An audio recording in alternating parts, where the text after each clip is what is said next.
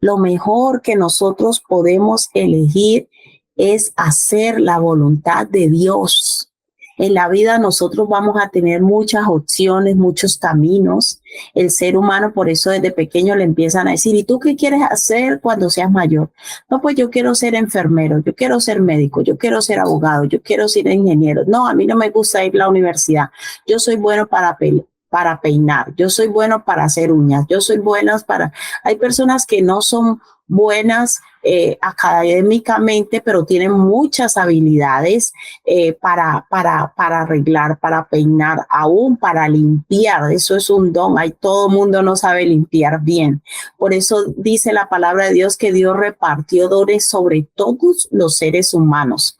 Todos los seres humanos, ese anhelo de que a mí me gusta irme por la montaña, a mí me gusta hacer fotos, a mí me gusta una cosa, me gusta otra, todo eso es Dios que pone en los seres humanos esa inclinación, ese anhelo, ese don, ese talento. Dice la palabra de Dios que Dios repartió dones sobre todos los seres humanos. Por eso nosotros no encontramos que todos los seres humanos hagamos lo mismo. ¿Por qué? Porque Dios se encargó en poner en cada uno de nosotros, desde antes de nacer, ese deseo, esa inclinación, ese talento, ese don para hacer cosas. Yo me quedo sorprendida con los artistas. Ayer veía un mural pintado y yo decía, ¿cómo hacen para dar ese efecto de que está vivo, de que están agarrando una planta? Y es algo plasmado. Todos esos dones se lo ha dado Dios al ser humano. Nosotros, a los seres humanos, Dios nos dio un potencial muy alto, por eso nos puso por encima de los animales para que señoreásemos, para que gobernásemos esta tierra. El problema de nosotros es que al apartarnos de Dios empezamos a tomar malos caminos, pero el mensaje de hoy, a través del mensaje de hoy, Dios quiere motivarnos, iglesia, a que como hijos de Dios aprendamos a elegir lo mejor. Y elegir lo mejor es escoger el camino que Dios nos ha marcado. Jesús vino aquí a la tierra a hablar acerca del reino de Dios y a decirnos cómo debemos vivir los seres humanos, porque desde Génesis el ser humano decidió apartarse de Dios. Cuando yo decido hacer las cosas contrarias a los que Dios dice, eso me aparta de Dios. Estar cerca de Dios no es ir a una iglesia, estar cerca de Dios no es leer la Biblia, estar cerca de Dios no es ni siquiera cantar, estar cerca de Dios es cuando yo elijo hacer la voluntad de Dios, escúchame bien, por encima de la mía. Eso es estar cerca de Dios. Cuando yo reconozco y digo los caminos de Dios son mejores que los míos, los planes de Dios son mejores que los míos, aún la estructura de pensamiento, cómo vemos las cosas, cuando yo estudio la palabra de Dios, y yo tengo una forma de pensar y descubro que Dios piensa diferente a como yo veo las cosas y yo decido alinear mi voluntad a la voluntad de Dios, eso significa estar cerca de Dios. Las personas religiosas, la religiosidad nos hace creer porque yo hago cosas que parecen que son de Dios. Eso me hace estar cerca de Dios y no es así, amados. Estar cerca de Dios es cuando yo decido hacer las cosas a la manera de Él. Y eso es lo que Dios quiere motivarnos hoy a través de este mensaje, que elijamos hacer las cosas a la manera de Él, que elijamos el camino de Dios. Entonces vamos a orar y a pedirle una vez más al Espíritu Santo que sea Él hablando a nuestras vidas. ¿Cuántos quieren que Dios les hable hoy? Dígale, Señor, quiero escuchar tu voz, quiero que hables a lo más profundo de mi corazón. Padre, delante de ti presentamos esta palabra, amado Espíritu Santo de Dios. Pedimos que nos ilumines, que nos guíes. Padre Celestial, con tu Santo Espíritu, háblanos, Señor, porque necesitamos escuchar tu voz. Habla a nuestras vidas, a nuestro corazón, y que esa palabra nos transforme, nos renueve y nos liberte. En el nombre de Jesús, amén.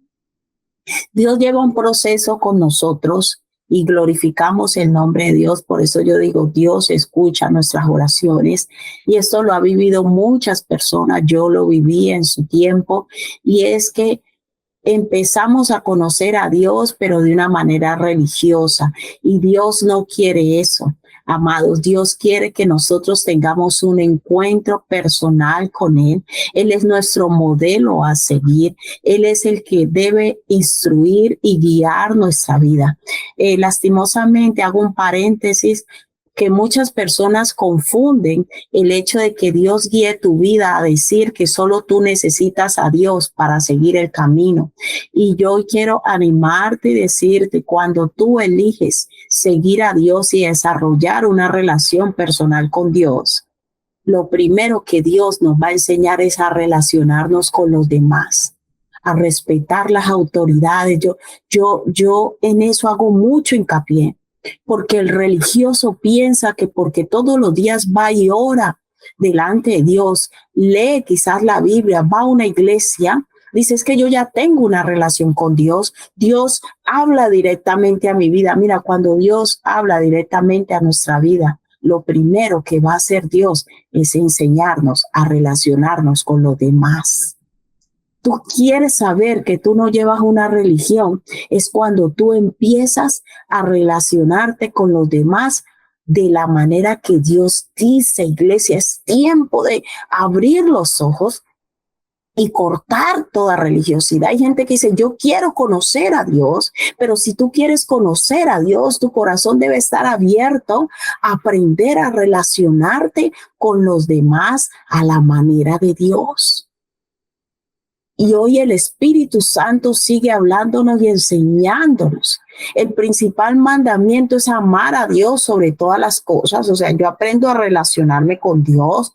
Y hay personas que dicen, Señor, yo quiero más de ti, yo quiero conocerte. Mira, cuando Dios empieza a revelarse a nuestra vida, lo primero que Él va a hacer es, si me amas a mí, vas a respetar lo que yo te digo que respetes.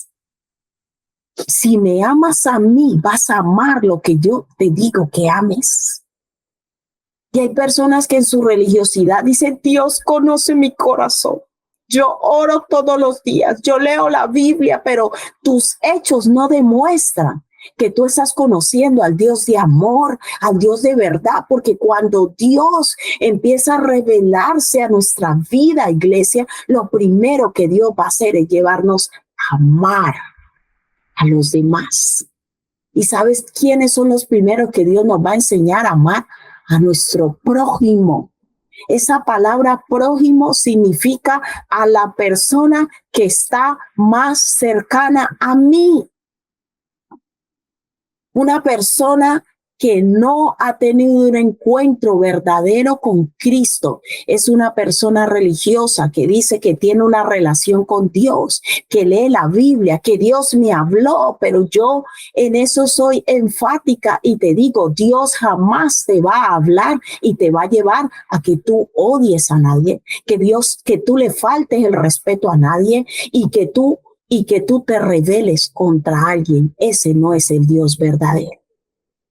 La palabra de Dios enseña claramente que Jesús vino a hacer la voluntad del Padre, vino a decir lo que el Padre le decía, y no vemos a Jesús maltratando a nadie, sino enseñando con amor y confrontando la verdad siempre, porque el amor y la verdad van juntos.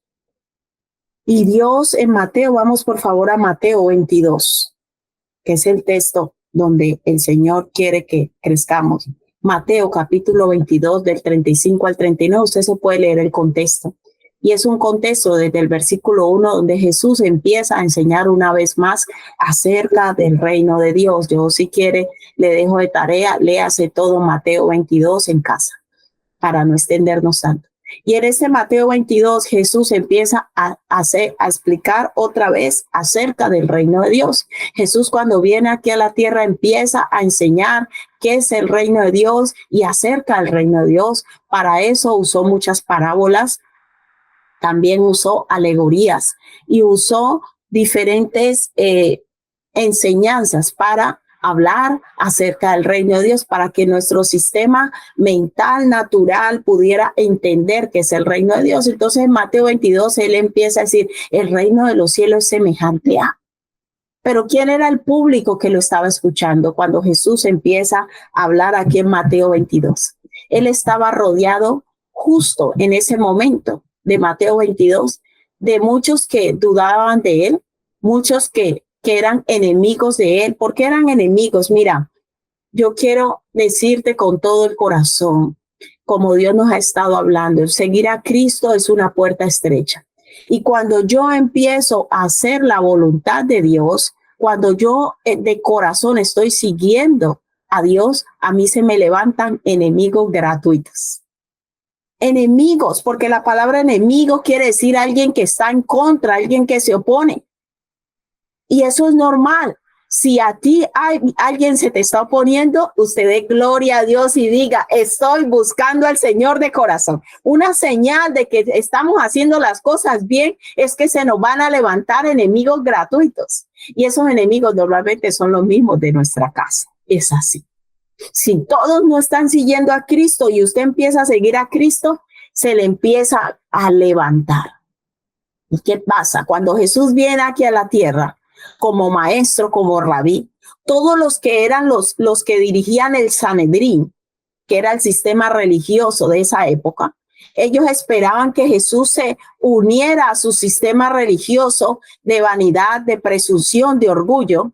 Y cuando Jesús viene a enseñar las verdades que el Padre les daba y él no se unió a su sistema religioso, ¿qué pasó? Empezaron a levantarse contra él. Usted sabe que entre los enemigos de Jesús, se lo estoy resumiendo, usted lo puede leer en casa, Mateo 22, y ahí está todo. Dentro de los enemigos de Jesús se levantaron los fariseos, los saduceos, los herodianos, los intérpretes de la ley. Todos los que tenían que ver con el conocimiento de la Torá, de toda la ley de Dios, que eran los encargados de enseñar al pueblo, fueron los enemigos más acérrimos de Jesús. Fueron los que se levantaron con más fuerza contra él, porque él no se unió a su sistema religioso. Mira, cuando uno no se une al sistema que algunos quieren montar y uno empieza a marcar la diferencia, se levantan personas contra uno. Eso es normal, a Jesús le pasó y la palabra de Dios dice que nosotros padeceremos igual que él. A veces nosotros nos olvidamos que Jesús fue perseguido, que Jesús fue odiado. ¿Pero por qué fue odiado? ¿Porque era un ladrón? ¿Porque era un mentiroso? ¿Porque iba haciendo lo malo? No, por el contrario. Entre estemos haciendo las cosas mejor, más enemigos se nos van a levantar. El odio hacia Jesús fue tan fuerte y la envidia, que el nivel de envidia que ellos tenían hacia Jesús fue tan fuerte que por eso lo mataron. La palabra de Dios cita claramente diciendo a Jesús lo mataron por envidia. Sí lo dice la palabra de Dios. Porque él no se unió a su sistema religioso, a su sistema de vida. Y cuando Jesucristo viene a nuestra vida, él nos empieza a llevar también al sistema de vida de él. Y empieza a hacer una obra con nosotros, a apartarnos, a santificarnos. Y cuando los otros ven que ya yo no me río de los mismos chistes verdes, cuando ven que yo ya no me río de las mismas maldades, cuando ven que yo no empiezo a participar de la misma maldad, empiezan a ponerme la X y algunos empiezan a atacarlo aún. Pero siempre cuando uno va se une a Dios para hacer lo correcto, para hacer la verdad, se levantan los religiosos. Son los primeros que se levantan, más que los de afuera. Los mismos religiosos son los que se levantan a descalificarlo a uno y decir yo no quiero, pero esa descalificación no es contra uno, es contra el mismo Dios eterno, porque en verdad no quieren tener una relación con él. Los fariseos, los saduceos, los herodianos, todos los que querían usar la palabra de Dios como beneficio propio para ellos, fueron los primeros que se levantaron contra Jesús hasta llegar a matarlo. El seguir a Cristo, iglesia, no es un juego. Por eso el seguir a Cristo es para valientes. El seguir a Cristo se necesita tener determinación y convicción propia. Porque si tú vas a seguir las masas para caer bien, es que yo quiero que los hermanitos digan que yo soy buena gente. Es que yo quiero que los de mi casa digan que soy buena gente. No, yo tengo que elegir a quién voy a seguir. Y cuando nosotros elegimos de corazón seguir a Cristo, escúchame muy bien, se van a levantar muchos en oposición contra uno, porque a Jesús le pasó. Usted se lee todo Mateo 22 y salía el uno de quién es esta inscripción del César. Buscaban cómo caer, cómo él cayera, cómo él fuera avergonzado para criticarlo. A mí por eso a día de hoy la crítica no me es molestia. Yo digo, si a mi maestro lo criticaron y le dijeron que él estaba lleno de Belcebú, ¿qué esperanza tenemos nosotros que somos pecadores y que sí nos equivocamos? Pero como hijos de Dios, tenemos que acostumbrarnos a esa verdad. Dice, ay de vosotros, le decía el Señor, ay de vosotros cuando todos los hombres hablen bien de vosotros. Eso no es normal. No es normal. Cuando yo me convierto en hijo de Dios, tienen que haber detractores. Es bíblico. Tienen que haber personas que vengan a aborrecernos, pero ¿sabe qué nos dice Jesús? Aunque ellos te aborrezcan, ámalos. Esa es la diferencia del evangelio del reino de Dios. Por eso una persona que en verdad está siguiendo a Cristo es una persona que va a crecer en amor, primero para los suyos. Usted quiere saber si usted está creciendo espiritualmente, quiere saberlo. Evidencia si usted está creciendo en amor hacia los suyos. Los primeros que Dios nos va a llevar a amar es a nuestro prójimo. ¿Qué quiere decir el prójimo? A los de nuestra casa. Así con sus defectos. Así con su maldad. ¿Sabe por qué? Porque Jesús nos amó así. Él nos amó así. Mas Dios muestra su amor para con nosotros en que siendo pecadores, Cristo murió por nosotros, por amor. Entonces, cuando Dios trae esa verdad a nuestra vida, empieza a decirnos, sí, en tu familia hay maldad, en tu familia hay cosas que no están bien, pero tienes que amarlos como son. Y ahí es cuando yo me uno a Dios. Me uno a la misión, a la campaña de Dios, que es salvarlos. Y empiezo a orar por ellos, no a criticarlos. Mira, la crítica no nos ayuda en nada.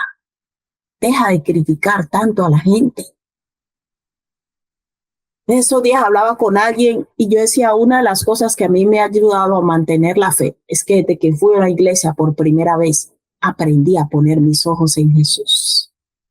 Las personas que van a la iglesia a ver qué hizo el hermanito, que si me saludó, que si hizo eso, usted no crece espiritualmente. Esa es una puerta que usted abre y usted ya, el enemigo le nubla la mente y usted cada 8 días ya va a criticar, no a crecer. Usted quiere crecer espiritualmente, no mire a nadie. Usted vaya y se sienta allí, salude, Dios te bendiga. Si no me saludaron, también me da igual. Yo no estoy aquí porque yo haya tenido el mejor testimonio. Mira, a mí cristianos me han hecho desde pastores hasta, me han hecho, usted no se imagina. Yo si fuera por testimonio de cristianos no sería hija de Dios. Por eso no hay excusa. A mí cuando me dicen, ay, que tal persona no volvió a la iglesia porque tal no lo saludó, eso es excusa. Es la excusa que usted inventó para no volver a la congregación porque no quería seguir a Cristo de verdad. Porque no hay un versículo en la Biblia donde le diga a usted, vaya a la iglesia a ver cómo se comportan sus hermanos y depende cómo ellos se comporten, entregue su vida a mí. No, dice claramente, puesto los ojos en Jesús, el autor y consumador de la fe. Yo antes de ir a una iglesia, ya una cristiana por ahí ya se portaba mal conmigo, un testimonio terrible. Pero cuando yo sea que voy a un lugar y yo voy a aprender y a conocer de Dios, caerán a mi lado 1000 y a mi diestra 10,000, pero a mí no me tocarán porque yo voy a conocer a Jesús. Yo voy a tener un encuentro personal con Él. Yo voy a vivir para Él y a servirle a Él. Yo no tengo que estar pendiente quién lo hace bien, quién lo hace mal, si oró, si no oró, si me saludó, si se comportó bien. No, yo voy. Yo he ido a iglesia y por eso digo, el Señor me ha permitido estar. Yo he pasado por iglesia bautista, metodista, asamblea de cantidad de tipos de iglesias. Iglesias pentecostales, iglesias bautistas, de todo tipo de iglesia Dios me ha permitido conocer y a todo tipo de pastores y pastoras. Y por eso yo te digo, pon tus ojos en Jesús. Pon tus ojos en Jesús. Él fue el que dio su vida por ti. Es a Él el que tú debes darle cuenta un día por tu vida. Dios no te va a pedir, mira, ¿y qué hizo el hermanito? Y que no te importa. Como le dijo el Señor a Juan, si yo digo que se quede conmigo, ¿a ti qué? A ti no te importa, le dijo el mismo Jesús. Tú ve y sígueme. Y hay personas que empiezan a minar su fe y su relación con Dios por estar pendiente de lo que hacen los demás. Suelta eso ya, porque es una excusa que el enemigo pone. Jesús hubiese no podido haber cumplido el plan de Dios porque los escribas y fariseos, ay Señor, pero yo esperaba que ellos fueran los que me apoyaran, los intérpretes de la ley, los saduceos solos del Sanedrín. Y el Señor Jesús dijo, yo vine a hacer lo que mi Padre me mandó a hacer. Yo no dependo de ustedes, no dependo de lo que ustedes digan. Y yo me uno a Jesús en ese pensamiento. Y todos los que quieran unirse a Jesús en ese pensamiento son bienvenidos al reino de Dios. Nosotros estamos para hacer lo que Dios nos manda hacer, no para estar fijándonos en los demás. Eso no es de Dios. Jesús no lo hizo y nosotros tampoco. Y Mateo 22 desde el 35 dice, y uno de ellos, intérprete de la ley, uno de sus fans, uno de ellos, intérprete de la ley, preguntó por qué, por tentarle. ¿Qué quiere decir? Con malicia, con mala intención, va y le pregunta a Jesús, porque ya le han preguntado los saduceos. Ya venía una lista de sus enemigos haciéndole preguntas simplemente para hacerlo avergonzar. Y uno de ellos, intérprete de la ley, preguntó por tentarle diciendo, maestro, ¿cuál es el gran mandamiento en la ley? Jesús le dijo, amarás al Señor tu Dios con todo tu corazón y con toda tu alma y con toda tu mente, le dijo Jesús. Este es el primero y gran mandamiento. Y el segundo es semejante, amarás a tu prójimo como a ti mismo. ¿Qué significa la palabra mandamiento? Una palabra que dentro del cristianismo, lastimosamente, en los últimos años ha quedado casi obsoleta. Porque se enseña un evangelio en donde son mis sentimientos. Si tú te sientes bien, no, la palabra mandamiento significa algo de obligado cumplimiento. Un mandamiento no es si a mí me parece o no me parece. Un mandamiento no es si yo lo siento o no lo siento. Un mandamiento es algo imperativo que yo debería cumplir y que no hay otro camino sino ese. Y Jesús vino a enseñar y le dijo a los intérpretes de la ley, todos los que lo estaban escuchando alrededor, resumió toda la ley y los profetas. Porque los profetas que nos hablan de tiempos futuros, anuncio de lo por venir. Y Jesús dijo todo, lo presente, lo pasado y el futuro se resume en dos mandamientos. Primero, amar a Dios, mi relación con Dios. Y el segundo, mi relación con los demás. ¿Y por qué Jesús dijo amar al prójimo como a ti mismo? ¿Cómo podríamos resumir esa palabra a ti mismo? Esa palabra a ti mismo, resumámoslo en términos coloquiales. No le haga a otro lo que a usted no le gusta que le haga. Eso es a ti mismo. No le haga a otro lo que a usted no le gusta que le hagan. Yo le hago una pregunta, ¿a usted le gusta que lo estén criticando y hablando mal de usted? Jesús dice, entonces no lo hagas a otros. ¿A ti te gusta que te menosprecien y te hagan el feo? No, a mí no me gusta. No se lo hagas a otro. Eso significa. Porque cuando yo pienso en las cosas que a mí me duelen y a mí me molestan, Jesús viene y dice, si a ti te duelen y te molesta, ¿por qué se la haces a otro? Eso se llama amor al prójimo. Pero los seres humanos, la mayoría que llegamos a Cristo, venimos con un nivel de egoísmo tan alto y un nivel de ceguera tan alto que pensamos que el otro se merece eso, pero yo no me lo merecería. Y cuando en mí no se crea la conciencia de que a mí no me gustaría que me hicieran lo que yo voy a hacer a otro, yo voy dañando a todo mundo. Yo no voy dañando a todo mundo porque yo tengo el ego tan entronado donde yo pienso que los otros sí se merecen eso, pero yo no, para lo malo, claro está. Para lo bueno queremos posiciones altas de reconocimiento, pero para lo malo no nos molesta dañar a otros, pero si no lo hacen a nosotros, nos ofendemos. Y Dios quiere que nosotros tengamos vidas de calidad. Y Dios dijo y resumió toda la Biblia, la ley y los profetas diciendo, tener una vida de calidad es aprender a guardar este mandamiento. Eso se llama elegir lo mejor, porque cuando nosotros venimos del mundo, venimos rodeados de relaciones tóxicas que nosotros mismos hemos levantado, que hemos caído en ese tipo de relación. Pero una persona que en verdad tiene un encuentro con Jesucristo, lo primero que el Señor hace en nuestra vida son dos cosas que vamos a estudiar.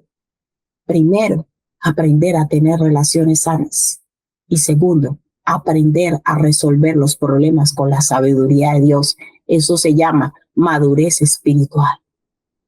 Una persona madura o que está madurando en la fe entiende que Dios tiene para él lo mejor. Por ende, debe aprender a hacer las cosas como Dios dice que la haga. Y hoy Dios nos habla, iglesia, diciéndonos, quiero que aprendas a desarrollar relaciones sanas. Por eso el mandamiento dice, amarás a tu prójimo como a ti mismo, te está diciendo y nos está diciendo el Señor, tienes que aprender a corregir las relaciones que tú has tenido hasta el día de hoy con tu esposa, con tu esposo, con tus hijos, con tu padre, con tu madre, cómo han sido las relaciones, con tu jefe, con todas las personas que son cercanas y Dios dice, amarás. Tienes que empezar a revisar si esa relación que tú has tenido hasta ahora con tu esposa ha estado fundamentada en el amor. Mira, y una de las cosas que a mí más me gustan de Dios y me apasionan es que Dios siempre me dice la verdad. Y si tú quieres que en tu vida se produzcan verdaderos cambios, aprende a aceptar la verdad de Dios.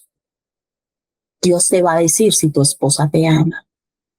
Pero si no te ama, él no te va a decir, no te ama y ódiala, no. Te va a decir, empieza a trabajar para que se levante un matrimonio donde el fundamento sea el amor. Entonces yo te voy a enseñar, hijo, cómo tienes que empezar a comportarte con ella. Porque siempre y cuando tú sigas tratándola igual, ella no va a cambiar. Y empieza con la esposa, tu esposo te ama. No, eso no es amor, porque el amor lleva fidelidad y lleva respeto. Entonces yo te voy a enseñar cómo debes trabajar para que en ti se levante y a través de ti un matrimonio donde el fundamento sea el amor. Mira, el tener una verdadera relación con Cristo implica un cambio de vida, pero son pocos los que entran por allí. Porque nosotros queremos venir a Cristo, pero que Dios organice todo como yo quiero. Y el problema es que nosotros venimos de una estructura de engaño y de mentira, y Dios es verdad. Entonces, todo lo que Dios estructura en su reino va a llevar un fundamento de verdad y de amor. Ay, es que yo quiero tanto a mis hijos, pero ellos no te quieren. ¿Y por qué no me quieren? Porque es que tú lo has hecho mal, hijo. Ven, yo te voy a enseñar cómo tienes que empezar a enseñarles a tus hijos a amar, porque ellos no conocen el amor. Amar no es darle a los hijos todo lo que ellos quieren y necesitan, eso no es amor. O sea, lo que viene a hacer Dios a nuestra vida primeramente es enseñarnos a amar, pero a la manera de Él. Dios empieza a derribar de nosotros una estructura de engaño, de mendiguez, en donde yo sigo aceptando situaciones y comportamientos que Dios no aprueba por tener una migaja de amor o un sistema de vida, de pensamiento que yo me he creado, y a eso yo lo llamo amor. Pero cuando nosotros llegamos a Cristo y tenemos un encuentro personal con Él, lo primero que Él nos enseña es que Él nos ama. Después nos lleva a amarlo a Él. Y cuando yo decido amar a Dios, Dios después me enseña a amarme a mí. Y cuando yo aprendo a amarme a mí, es que empiezo a amar a los demás. Porque una de las cosas que Dios hace es que tengamos el entendimiento del valor correcto acerca de nosotros mismos. Algo que el Señor me ha enseñado es que cuando las personas tenemos un problema de orgullo muy alto, siempre queremos que las personas nos vean como nosotros nos creemos y terminamos estrellándonos muchas veces. Porque el concepto acerca de nosotros mismos nos lo hemos creado nosotros, pero las personas no nos ven así. Y yo me comporto de tal manera que espero que los demás me traten. Y cuando no me traten, entonces que me lleno de rabia, me lleno de enojo. Ay, pero este no me saludó, pero este no me dio. Ese es tu orgullo, ese es tu ego que anhela todo eso y por eso mantienes enojado, criticando a todo mundo porque tienes un ego muy alto. Entonces Jesús llega y dice, es que ninguno tenga más alto concepto de sí mismo del que debe tener, sino que piense de sí mismo con cordura. Que es lo primero que Dios empieza a trabajar en nosotros, la cordura. ¿Sabe qué hace Dios? Que nos veamos como Él nos ve. Y Dios nos ve como piedras preciosas, Dios nos ve con muchas cosas buenas, pero no con un concepto tan alto que nosotros en muchas áreas nos hemos creado, o un concepto tan bajo en donde yo no sirvo para nada y merezco este trato porque estoy agradecido que al menos esté conmigo. Lo más maravilloso que le puede pasar al ser humano en la vida es conocer a Dios. Cuando yo empiezo a conocer a Dios, me empiezo a conocer a sí mismo, pero de la manera como Dios me ve, no como yo me veo. Puede ser con una estima muy alta o con una estima muy baja. El único que nos lleva a tener un equilibrio acerca de nosotros mismos y decirnos, mira, esta persona no tiene que estarte rogando, ni tú tienes que estar humillando, sino darnos el valor con un equilibrio, Dios. El ser humano sin Dios no tiene equilibrio de vida. O peca por exceso o peca por defecto. Cuando yo me acerco a Dios, y Dios quiere, iglesia, que hoy entendamos el valor de tener una relación con Cristo. Tener una relación con Cristo es elegir conocernos a nosotros mismos. Elegir la razón y el motivo para el cual yo nací. Y hay personas que tienen tan bajo concepto de sí mismos que por eso toda su vida han permitido un trato menospreciativo y denigrante por parte de otros. Esa no es la voluntad de Dios tampoco. Conocer a Dios es el mayor regalo que nos puede pasar en la vida. Y si tú abres hoy tu corazón a Dios, no de una manera religiosa para que Dios te dé cosas y te conceda cosas, no. Decirle, Señor, yo quiero conocerte a ti, porque conociéndote a ti me voy a conocer a mí. Y cuando nosotros empezamos a conocernos a nosotros mismos verdaderamente, quiénes somos, es cuando aprendemos a amar a los demás. Aprendemos a amar a los demás y darle a las personas el valor que ellos tienen, no menospreciarlos, pero tampoco ponerlos tan en alto. Porque el único que es digno de suprema alabanza, adoración, exaltación y humillación se llama Jesucristo. Y a veces terminamos arrastrándonos, humillándonos por un plato de lentejas, como hizo el Salmo. Pierdo mi bendición. Pierdo lo que verdaderamente Dios tenía para mí por saciar un anhelo de mi corazón. Y Dios empieza a enseñarme a decir, no, hijo, no, hija, tú vales. Date el lugar que tú mereces. Date el lugar que tú mereces. Y es un lugar que Dios nos ha dado. Es necesario, iglesia, pedirle a Dios que derribe de nosotros esas estructuras religiosas que nos impide conocerlo a Él. Dios es sencillo, Dios es amoroso, Dios es práctico. Nosotros somos los que nos creamos un sistema religioso que nos separa de Dios porque no queremos a veces confrontar la verdad de quiénes somos. A veces no queremos confrontar la verdad de las cosas que hemos hecho mal y por las cuales estamos en la situación que estamos. Pero ¿cuántos valientes hay aquí en Casa de Oración que le van a decir, Señor, yo quiero conocerte y confróntame y dime verdaderamente quién soy yo en ti? Cuando yo me acerco a Dios, Dios empieza a trabajar mi identidad. Por eso Jesús resumió los dos principales mandamientos: amarás al Señor tu Dios con todo tu corazón, con toda tu alma y con toda tu mente. Este es el primer y grande mandamiento. Entonces, ¿qué es lo más importante?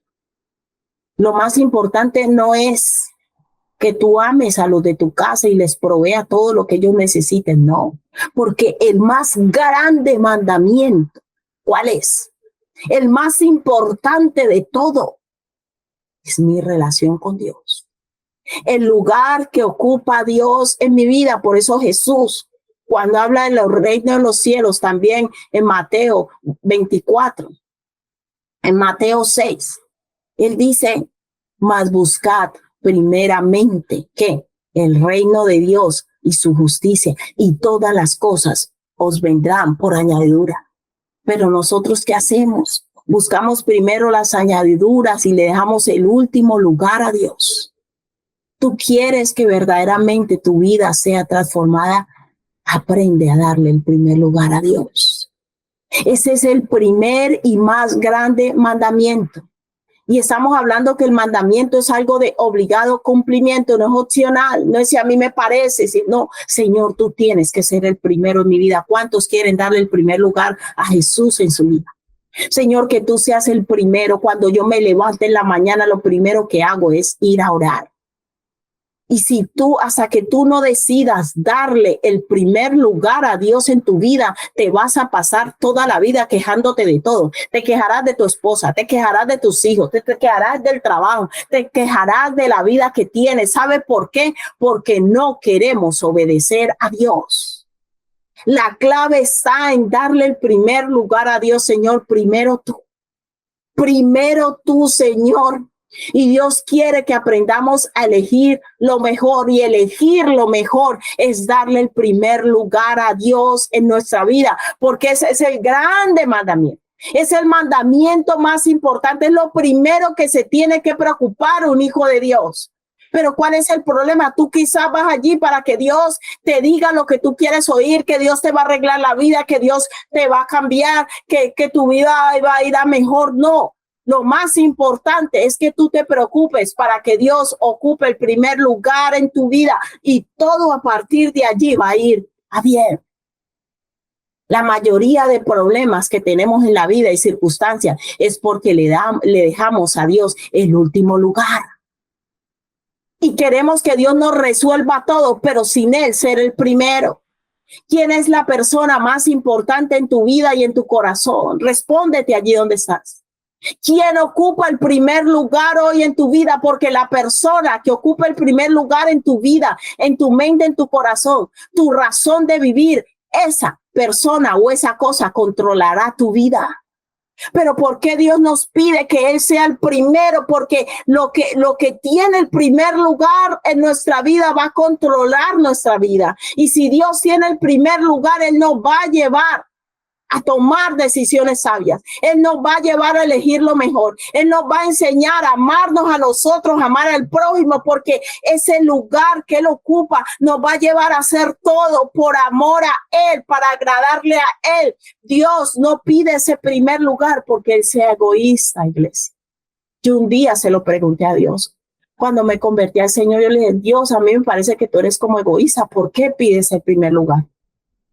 Y fue una pregunta producto de mi ignorancia, notablemente. Yo le decía a Dios, pero ¿por qué no podemos amar otras cosas? Y Dios me dijo, no es que no puedan amarlas, pero al que más deben amar es a mí. Yo le decía, pero es que eres egoísta, Dios, le decía yo a Dios, porque yo siempre he hablado así con Dios. Y el Señor, como es tan amoroso y tan paciente, mi hijo está, no sabe lo que dice, pero yo le voy a enseñar. Y yo he entendido, iglesia, por qué Dios pide el primer lugar, no el segundo, ni el tercero, ni el cuarto. Y hasta que nosotros no decidimos de corazón y decirle, Señor, yo quiero que tú ocupes el primer lugar en mi vida, vas a seguir teniendo los mismos problemas. Unos días cambiarán, pañitos de agua tibia, pero las cosas verdaderamente cambian cuando yo decido vivir para Dios y darle el primer lugar a Él. Ese es el primer mandamiento. Desde el antiguo pacto, en el nuevo pacto sigue siendo el mandamiento más importante. Y es en el que nosotros debemos crecer cada día. Señor, yo quiero amarte. Yo quiero enamorarme de ti. Yo quiero que tú ocupes el primer lugar. Cuando Dios ocupa el primer lugar, Dios nos enseña a amar al prójimo. Nos enseña a amarnos a nosotros. ¿Y sabes qué más nos enseña Dios? Aprender a tomar decisiones sabias a la hora de resolver conflictos. Habíamos dicho al principio que eran 2 puntos esenciales que significa escoger lo mejor.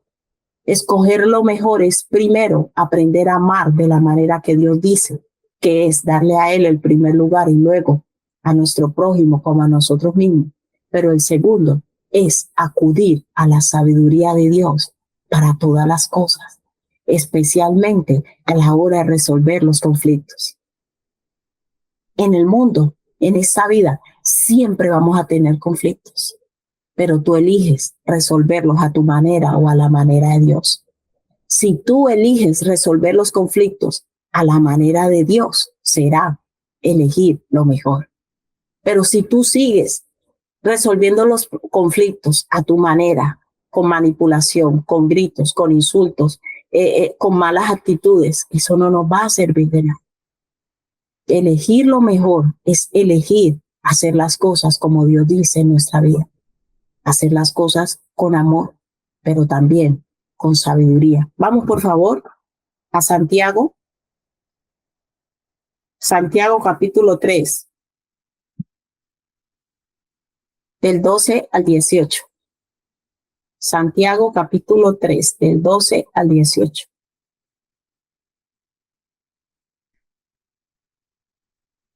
Mira lo que dice Santiago, el hermano de Jesús. Este es Santiago, el que era hermano de Jesús, uno de los hermanos de Jesús. Dice, hermanos míos, ¿puede acaso la higuera producir aceitunas o la vid higos? Así también, ninguna fuente puede dar agua salada y dulce. Quien es sabio y entendido entre vosotros, muestre por la buena conducta sus obras en sabia mansedumbre. Pero si tenéis celos amargos y contención en vuestro corazón, no os jactéis, ni mintáis contra la verdad, porque esta sabiduría no es la que desciende de lo alto, sino terrenal, animal, diabólica. Porque donde hay celos y contención, allí hay turbación y toda obra perversa, dice la palabra del Señor.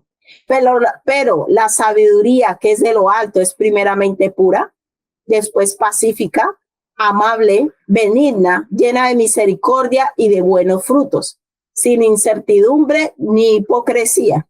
Y el fruto de justicia se siembra en paz para aquellos que hacen la paz. Aquí el Señor nos dice claramente cómo es la sabiduría. Mira, cuando nosotros enfrentamos situaciones y problemas y vamos a Dios y le decimos, Señor, dame sabiduría. Yo la semana pasada estuve orando por una situación en particular y yo le decía, Señor, yo siento que esta situación me abruma. Y toda la semana, casi 2 semanas, estuve orando, Señor, dame sabiduría. ¿Cómo tengo que hacer esto? Me siento incapaz. Ayúdame. Y ahora pude ver que Dios escuchó mi oración. Y hoy le decía, Señor, gracias porque escuchaste mi oración. Porque Dios empezó a mostrarme cuál era el problema y me ha enseñado cómo enfrentarlo. De una manera, como dice aquí, como dice, Pero la sabiduría que es de lo alto es primeramente pura. Hay gente que dice que no, voy a ver que Dios cómo me muestra, pero usted quiere quitarse a alguien con engaño y con mentira. No. La sabiduría, la forma como Dios nos enseña a recibir, a resolver los conflictos, siempre debe tener esas características y qué buena que la tenga en cuenta. Pero la sabiduría que viene de lo alto es pacífica. Dios nunca te va a decir, no, es que Dios me dijo que le gritara y que soy un sinvergüenza. No, Dios no actúa así. Nosotros tenemos que aprender a aplicar la sabiduría de Dios para resolver las cosas. Muchas cosas y muchos problemas es por nuestras actitudes. Decimos, por eso al principio Santiago dice, es que no puede salir de una misma fuente dos cosas, salada y dulce. No, yo oro todos los días, yo busco a Dios, pero cuando tenemos que enfrentar los problemas lo hacemos de una manera agresiva, con insultos, con malas palabras, de una manera dañina. Esa no es la sabiduría de Dios. Mira, Dios es tan poderoso que Él nos da la sabiduría para resolver las cosas de una manera pacífica, porque aquí lo dice. Pero la sabiduría que es de lo alto es primeramente pura, después pacífica, pacífica. No hay contienda ni gritos, no hay necesidad de llegar a esos estados para resolver un problema en Cristo, no. La sabiduría, cuando Dios interviene para que nosotros resolvamos un conflicto, debe tener esas características y qué bueno que se las apunte y las tengamos en cuenta cuando vamos a resolver un problema. Si no aplicamos esto es porque no viene de Dios la forma en que estamos resolviendo el problema. Dice que después pacífica, amable, benigna, llena de misericordia y de buenos frutos, sin incertidumbre ni hipocresía. Y el fruto de justicia se siembra en paz para aquellos que hacen la paz. ¿Qué le dijo Jesús a Pedro cuando fueron a cogerlo? Pedro sacó su espada contra los soldados y le dijo, no, Pedro, no lo hagas, porque el que utiliza la fuerza, el que utiliza la ira, el que utiliza el enojo, eso mismo va a recoger. Dios nos enseña, iglesia, Él empieza a trabajar nuestro carácter y empieza a enseñarnos a resolver los conflictos, no con gritos, no con contención, no con insultos, eso no viene de Dios. En el mundo, las personas, como para sentirse con más fuerza, con mostrar su carácter, terminan insultando, diciendo malas palabras. Pero Dios luego nos enseña a hacernos respetar sin necesidad de usar malas palabras ni usar gritos. Entonces, por eso dice que la sabiduría que viene de Dios es una sabiduría que nos lleva a ser amables, pacíficos, pacificadores. Dice, bienaventurados los pacificadores, porque ellos serán llamados hijos de Dios. Y cuando Dios empieza a trabajar nuestro carácter y nos empieza a enseñar a elegir lo mejor, yo empiezo a aprender que no hay necesidad de malos tratos, ni malas palabras, ni hacia mi esposo, ni hacia mis hijos, ni hacia mi prójimo, hacia nadie, para yo hacerme entender y hacerme respetar. En el mundo es que las personas, si no gritamos, si no dicen malas palabras, si no insultan, dicen, no, es que no me van a respetar. Mira, Dios hace algo tan sobrenatural que usted le dice a una persona con tranquilidad, yo no voy a hacer eso. Con respeto, sin necesidad de entrar en contiendas. Si en tu casa viven constantemente en contiendas y se acostumbraron que para resolver los problemas tiene que hacer a través de gritos e insultos, eso es algo que tenemos que derribar, porque eso no viene de Dios. Dios siempre nos va a llevar a resolver las cosas de una manera amable y respetuosa. Esa es la sabiduría de Dios. Y Dios nos está llamando, iglesia, a que aprendamos a elegir lo mejor. ¿Cuántos quieren elegir lo mejor? ¿Cuántos quieren elegir lo mejor? Aprender a resolver los conflictos con sabiduría de Dios, sin insultos,